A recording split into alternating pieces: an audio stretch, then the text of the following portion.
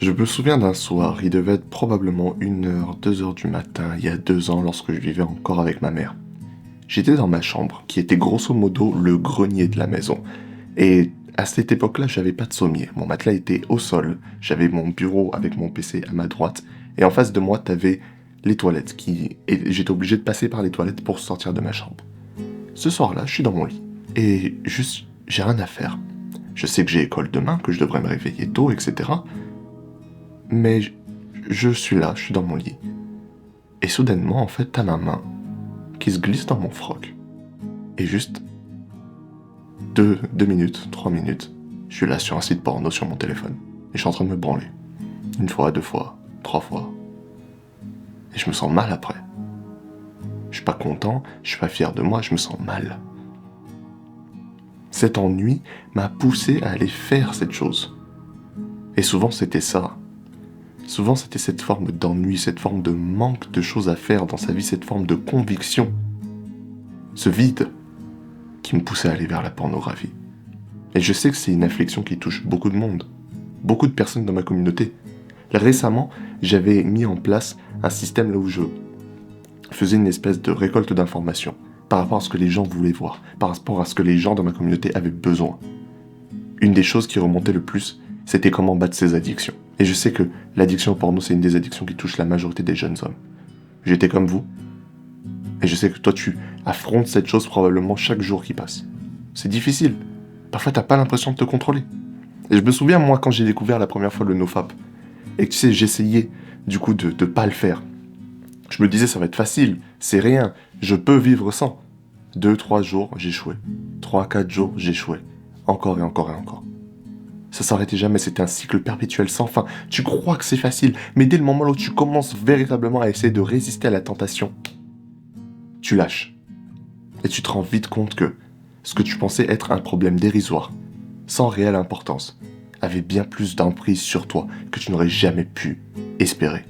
Le porno, c'est vraiment quelque chose de terrifiant et j'en parle souvent, j'en ai parlé dans d'autres vidéos. Mais il faut comprendre que ce n'est pas quelque chose que tu peux juste laisser corrompre ton esprit et ta vie. Tu dois te battre contre. Et c'est pour ça que je fais cette vidéo.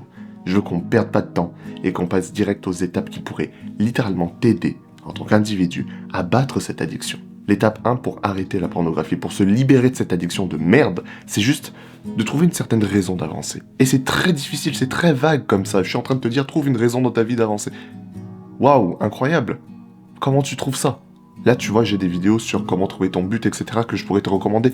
Mais pour faire court, il faut juste que tu prennes le temps de travailler sur toi. Je sais, ça fait con, ça fait bizarre, ça fait débile et t'as pas envie d'entendre ça. Toi, ce que t'as envie d'entendre, c'est les trucs pour bloquer les sites porno, la technique pour arrêter de se toucher la nouille, comment résister, comment avoir plus de discipline. Je sais que c'est ça que t'as envie d'entendre, mais en vrai de vrai, le vrai effort que tu puisses faire, c'est juste prendre du temps et juste apprendre à te connaître. Je le dis souvent dans mes vidéos, mais c'est important. Il faut que tu apprennes à te connaître. Ça paraît con, ça paraît complètement logique, entre guillemets. Oh, mais je sais déjà qui je suis. Non. Le cerveau humain est un super ordinateur qui est extrêmement puissant, mais aussi extrêmement complexe. Tu ne sais pas à quel point ton cerveau peut fonctionner à des niveaux qui sont en dehors de ta propre compréhension. Donc il faut que tu comprennes que quand je te dis d'apprendre à te connaître, ça a l'air simple dit comme ça a l'air presque insultant pour ton intelligence, mais c'est quelque chose que je suis très sérieux dessus, c'est quelque chose d'extrêmement important. D'accord? Comment t'apprends à te connaître? Tu prends du temps sur toi. T'essaies de t'isoler de temps en temps un peu plus. Arrêter les distractions, te mettre dans une pièce isolée, réfléchir sur des trucs. Qu'est-ce que tu veux vraiment? Qu'est-ce que tu aimes, qu'est-ce que tu n'aimes pas? Écrire parfois dans un carnet, dans un journal tes pensées peut énormément aider. Et ici, tu vois, tu travailles sur toi, tu essaies de déterminer vraiment qu'est-ce que toi tu veux. Pas ce que les autres veulent, pas ce que le monde attend de toi, mais qu'est-ce que toi tu veux. Et tu vois, c'est un processus long, ça nécessite beaucoup d'efforts, beaucoup d'introspection, mais c'est quelque chose qui peut véritablement t'aider dans ce voyage contre toute forme d'addiction. Et si tu as vraiment envie d'en apprendre plus sur la psyché humaine, sur comment notre cerveau fonctionne, comment l'inconscient fonctionne, check le lien dans la description. Je suis sûr que ça pourra t'aider, c'est complètement gratuit et tu pourras le voir après la vidéo. La deuxième étape la plus importante selon moi, après avoir appris à un peu mieux se connaître et avoir creusé au fond de toi-même pour trouver un but, une raison d'avancer, c'est de supprimer toutes les sources de trigger, tous les déclencheurs. Il faut comprendre que l'envie de se masturber ne sort pas de nulle part. Généralement, tu as des déclencheurs, que ce soit un endroit où tu vas, une activité que tu fais, des images que tu vois de manière récurrente, ou même juste une position ou un lieu dans lequel tu peux te trouver. Ton cerveau marche par répétition. Moi, je vais te dire, un des déclencheurs que j'avais, c'est lorsque j'allais aux toilettes avec mon téléphone, comme la majorité des gens aujourd'hui, on prend nos téléphones pour se poser sur les chiottes pendant qu'on est en train de lâcher un bronze, d'accord? Ça, tu vois, c'était un de mes déclencheurs à l'époque. Parce que lorsque j'étais sur ces toilettes et que j'avais mon téléphone de la main, je m'étais dit, bon bah je lâche mon bronze et après on en enchaîne une ou deux, hein? C'était littéralement un déclencheur, être seul dans les toilettes avec mon téléphone. Là, tu commences à scroller, je commençais à scroller sur des trucs dégueulasses, et bim bam boum, ça finissait là-dedans. C'est un déclencheur. Toi, peut-être que tu as les réseaux sociaux, et ça, c'est parmi les déclencheurs les plus primaires, les plus fréquents, c'est les réseaux sociaux. TikTok, Instagram, Twitter. Putain, Twitter, les mecs, vous vous rendez même pas compte des délires qui se passent sur Twitter. À une époque, il y avait un site qui s'appelait Tumblr, d'accord? Et là-bas, il y avait tout le porno dégueulasse de l'univers. Mais dès que Tumblr a été défoncé en 2019, toutes les personnes qui étaient sur Tumblr sont allées sur Twitter, d'accord? Ce qui fait que Twitter, c'est littéralement une usine à créateurs porno. Il y en a plein qui font leur truc là-bas. Et tu peux tomber sur énormément de trucs dégueulasses sur Twitter. Mais même les autres, TikTok, Instagram, plein de softcore porn. C'est dégueulasse, d'accord? C'est pas bien. Moi, je vais pas te dire comme n'importe qui de juste supprimer le truc ou de unfollow les gens. Non. Moi, j'ai une méthode très simple pour éliminer les triggers sur ce genre d'application. Bon, TikTok, ça tu le supprimes. Mais Instagram, spécifiquement, il y a une technique que j'aime beaucoup, c'est détruire ton algorithme. Ce que tu vas faire sur Instagram, c'est tout le temps cliquer sur tous les trucs qui t'auraient causé à recommencer, donc les photos de meufs, etc., toutes les conneries qui pourraient, te donner envie de repasser à l'action. Ce que tu fais, c'est tu cliques sur les 3 petits points et tu dis ne plus me recommander ça, ne plus me montrer ça, bloquer ça, etc. Tu continues de faire ça, tu unfollow les comptes qui génèrent ce genre de trucs, tu fais en sorte que ton algorithme soit complètement défoncé. Du coup, même si tu suis... en fait, ce qui se passe, c'est que quand les gens, ils suppriment juste l'application, ils ont tendance à la remettre. Et quand ils la remettent, ce qui prend vraiment 5 minutes, même pas, dans 2 minutes, tu réinstalles l'application, bah, ils retournent exactement sur le même compte qu'ils ont laissé, les mêmes recommandations qu'ils ont laissées, bim bam boum, zip, ça commence à se lastiquer. C'est comme ça que ça se passe lorsque tu supprimes juste l'application. Non, toi, tu veux garder l'application et détruire ton algorithme au point là où tout ce qui va s'afficher par la suite ne sera plus intéressant pour toi. Ce qui fait que tu n'auras même plus envie, tu n'auras plus le réflexe d'aller sur les réseaux sociaux, parce que tes réseaux sociaux n'ont rien d'intéressant. Ça t'intéresse pas. Littéralement, ça te montre des tutoriels de cuisine. Tu t'en bats les couilles des tutoriels de cuisine, du coup, tu arrêtes de scroller. Aussi simple que ça. Il faut que tu détruises ton algorithme. D'accord? Que tu le détruises. Et surtout, je te le dis clairement, je sais qu'en général, je suis le genre de personne à dire il faudrait éviter les contenus courts. Mais si vraiment c'est trop dur pour toi d'arrêter définitivement les contenus courts d'un coup, tu utilises cette méthode. Mais surtout, tu ne scrolles pas sur Instagram ou TikTok. Tu vas scroller à la limite sur YouTube Shorts. Sur YouTube Shorts, tu as moins de chances, de ce que j'ai pu voir, de tomber sur des trucs qui pourraient te trigger, qui pourraient te déclencher. Donc si tu dois absolument scroller sur quelque chose, comme un putain d'addict à la nicotine, au moins fais-le sur YouTube. D'accord? Mais même là, fais attention au genre de contenu que tu consommes, véritablement, parce que ça peut avoir un impact très profond sur ta psyché et sur ton cerveau. Deuxièmement, pendant que tu essaies de te détacher de ces déclencheurs, il faut que tu essaies de cultiver une certaine forme de haine, de dédain, de méprise par rapport au porno. Faut pas que tu te dises c'est quelque chose de normal, c'est quelque chose d'accepté dans la société, tout le monde le fait. Non, il faut que tu génères une espèce de dégoût par rapport à ça, d'accord? Par rapport au fait de se masturber, par rapport au fait de mater du porno. Il faut vraiment que tu aies une haine viscérale par rapport à cette pratique, que tu te dises c'est de la merde, d'accord, c'est de la merde. Et une méthode que j'ai pompée sur un youtubeur américain, mais qui pourrait nous servir ici, c'est de littéralement faire une liste de tous tes objectifs, toutes les choses que tu vas accomplir dans ta vie, toutes les choses que tu veux obtenir dans ta vie. La femme de tes rêves, la maison de tes rêves, la voiture de tes rêves, les enfants, tout ça. Toutes les bonnes choses que tu voudrais avoir dans ta vie. Tu fais une longue liste. Et à côté, tu associes à cette idée, à cette chose que tu veux, le fait que le porno t'empêche d'atteindre cet objectif. La femme de ta vie, tu ne pourras pas la trouver si tu es littéralement un masturbateur chronique. Tu ne pourras jamais la trouver. Elle va te trouver dégueulasse. Elle va jamais t'apprécier. Elle va pas vouloir t'approcher. Elle pourra sentir que tu pues la merde. Tu vois, elle pourra sentir que tu te branles 3 fois par jour. Tu peux pas avoir la femme de ta vie et tu peux pas être un père digne de ce nom si tu te branles 3 fois par jour. Il faut que tu aies cette idée en fait, que tu te dises le porno, c'est la source qui m'empêche d'atteindre ces choses. D'accord ? Disons que, imaginons que tu veuilles devenir un youtubeur célèbre. Le porno m'empêche de devenir un youtubeur célèbre parce qu'il prend énormément de temps et de place dans mon esprit. Ce qui m'empêche en fait d'avoir l'énergie nécessaire pour me mettre devant une caméra et de record avec confiance et énergie. Je ne peux pas être confiant parce que le porno sape mon énergie. C'est la faute du porno, c'est la faute de la masturbation. Je déteste cette merde. Et il faut vraiment que tu cultives cette idée que tu détestes cette merde. Et tu le répètes encore et encore et encore. Crois-moi, quand tu essaies délibérément de faire en sorte que tu détestes quelque chose, éventuellement tu vas détester cette chose. C'est une garantie. Ok, c'est une garantie. Il faut pas que tu le traites comme quelque chose de neutre, comme quelque chose qui existe juste. Il faut que tu craches dessus, délibérément. D'accord? Numéro 3.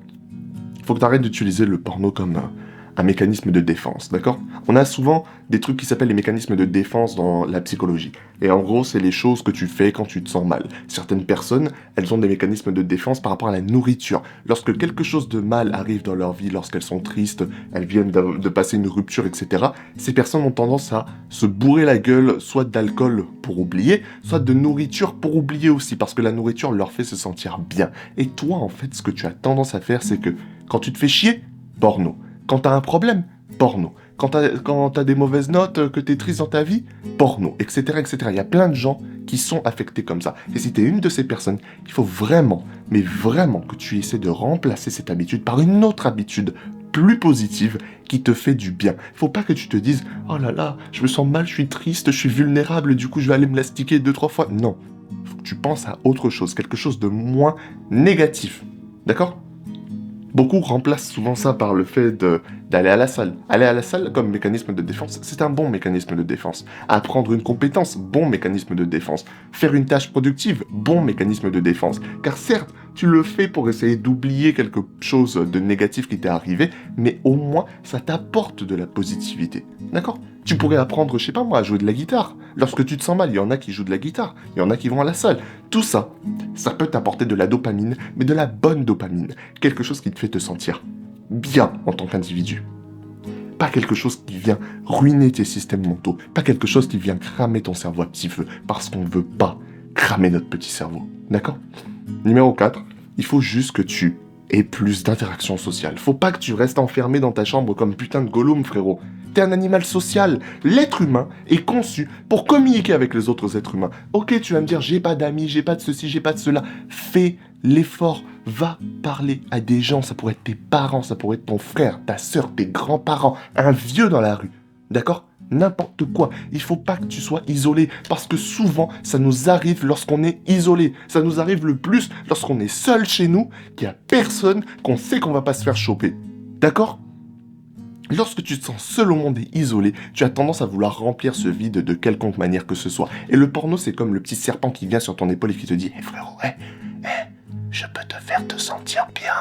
Fais-moi confiance. » C'est exactement comme ça que ça se passe. D'accord ? Tu ne dois pas rester isolé. Et je sais, tu vas me dire, je suis timide, j'ai peur des gens. Il faut faire l'effort. J'en ai parlé dans plein de vidéos. Je comprends l'anxiété sociale. C'est un vrai problème. Ça m'a touché lorsque j'étais plus jeune. Mais le seul moyen de régler un problème dans la vie, c'est d'activement aller à l'encontre de ce problème. Tu ne pourras jamais devenir doué dans des situations sociales avec une technique magique, les 5 techniques pour être plus social sur Internet. Non.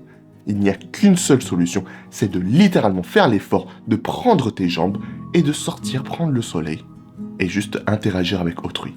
Des petites interactions, un petit bonjour, un petit au revoir, etc., etc. Plus tu le fais, plus tu t'exposes à ces situations, moins elles te font peur, moins elles semblent horribles, difficiles, inconfortables. Ça devient de plus en plus confortable. C'est comme apprendre à nager. Au début, tu as peut-être peur de l'eau, peur de la profondeur, peur que tu vas te noyer. Mais quand tu apprends lentement à t'habituer à la sensation de l'eau, à t'habituer au mouvement, éventuellement, tu sais comment nager. Et éventuellement, tu kiffes aller à la piscine. C'est la même chose. D'accord ? Tu ne pourras jamais devenir social si tu ne te mets pas volontairement dans des situations sociales. Numéro 5, et ça c'est un truc dev perso classique, il faut que tu repousses la gratification. Il ne faut pas que tu te dises que je dois me récompenser maintenant. J'ai fait quelque chose, je dois me récompenser. J'ai fait ceci, je dois me récompenser. Non. D'accord ? Il faut que tu repousses la gratification instantanée et que tu mettes en place plus de gratification différée. D'accord ? Regardez, un truc sur lequel je tire souvent, c'est les jeux vidéo. Le problème des jeux vidéo, c'est que ça peut affecter ton esprit de beaucoup de manières. Parce que c'est de la gratification instantanée. Tu rentres chez toi, tu te dis, j'ai eu un bon travail, aujourd'hui j'ai bien travaillé, du coup je vais me détendre devant les jeux vidéo. Ton cerveau n'est pas détendu. Ton cerveau est bombardé de stimulation. Tu n'es pas détendu. D'accord ? Tu n'es pas détendu, c'est la gratification instantanée. Ça bombarde ton cerveau de dopamine, le porno ça fait la même chose, bombarder ton cerveau de dopamine, ce qui fait que après ton niveau général de réception de dopamine baisse et t'es plus malheureux en général. Et t'enchaînes ça, encore et encore. Au début c'est rien, mais t'enchaînes pendant des années, et généralement maintenant en fait les trucs classiques de la vie ne te rendent même plus heureux. Une simple conversation ne te rend même plus heureux. Alors qu'à l'époque, juste sortir prendre le soleil et jouer 5 minutes avec un ballon quand t'étais petit, ça te rendait super heureux. Qu'est-ce qui s'est passé ? Gratification instantanée. Il faut que tu la repousses, d'accord ? Et que tu te concentres sur des choses plus inconfortables, mais qui font quand même du bien un peu, tu vois ? Et qui t'aident sur le long terme, donc. Apprendre des nouvelles compétences, se mettre au défi d'une certaine manière, faire du sport, etc. Sortir, aller courir, des choses comme ça. Tu dois te concentrer sur les objectifs à long terme, d'accord ? Pas le plaisir à court terme. Pense aux objectifs que tu dois atteindre. Pense aux choses que tu dois faire dans ta vie. Pense aux choses que tu dois réaliser avant ta mort. Parce que ta mort, elle arrive. Chaque semaine qui passe est un carré rouge sur ton calendrier qui mène à la fin de ta vie. Souviens-toi que ton temps, il est limité. D'accord ? La vie est trop courte pour perdre du temps. La vie est trop courte pour être une merde. Donc, concentre-toi sur les objectifs à long terme. L'étape suivante, la numéro 6, ce serait maintenant de juste... comment tu traduirais ça ? Se tenir responsable, c'est ça. Il faut que tu te tiennes responsable en général. Que tu aies une idée générale du progrès que tu as fait dans ta vie. Pas juste que tu sois en mode random, en mode oui, j'arrête, mais en fait, je sais pas combien de temps j'arrête. Non.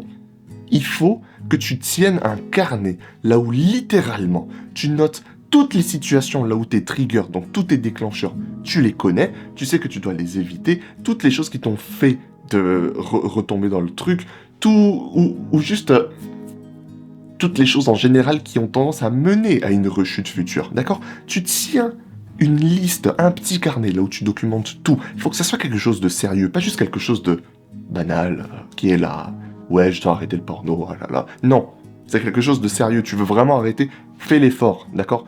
Note les trucs, note les raisons de l'échec, commence à trouver des solutions. Et surtout, dis-toi que si tu échoues malgré toutes tes notes, d'accord ? Tu mets une chose que tu dois faire si tu échoues. Exemple tout con. J'ai échoué, je dois aller à la salle. Tu vois ? Je dois aller à la salle plus souvent qu'avant. J'ai échoué, je dois faire 50 pompes. Ou bien, je sens l'envie, je dois faire 50 pompes. Comme ça, je vois si j'ai toujours l'envie après. Tu vois ? Il faut que tu montres à ton cerveau que se l'astiquer mène à quelque chose de difficile, mène à de l'inconfort, encore plus d'inconfort. Pas à du confort, pas à se sentir bien. Non, il faut que tu te dises, lorsque ça arrive, lorsque j'échoue, lorsque je retombe dans l'addiction, lorsque je recommence, il faut que je fasse un truc inconfortable juste après. Comme ça, ton cerveau va littéralement associer le fait de retomber dans le truc et la chose inconfortable, ce qui va faire que ton cerveau aura moins tendance à te pousser, à te le prendre. D'accord ? Aussi simple que ça, c'est vraiment simple. Numéro 7, la suite, du coup, c'est juste, comme je te l'ai dit, essayer de réparer ton cerveau en devenant plus rationnel par rapport à tes envies, d'accord ? Pourquoi t'as soudainement envie de regarder du porno ? Tu vois ? Pourquoi ça arrive dans telle ou telle situation ? Il faut que tu prennes des notes, il faut que tu trouves la source de ton addiction, d'accord ? Pourquoi est-ce que tu aimes ce type de porno et pas ce type de porno ? Il faut que tu continues de te poser des questions, que tu fasses masse d'introspection, que tu notes tout ça dans un journal jusqu'au jour où tu trouves la source de ton addiction, la chose qui cause le maximum de problèmes, la chose qui te pousse à juste continuer sans jamais t'arrêter. Il faut que tu fasses le travail.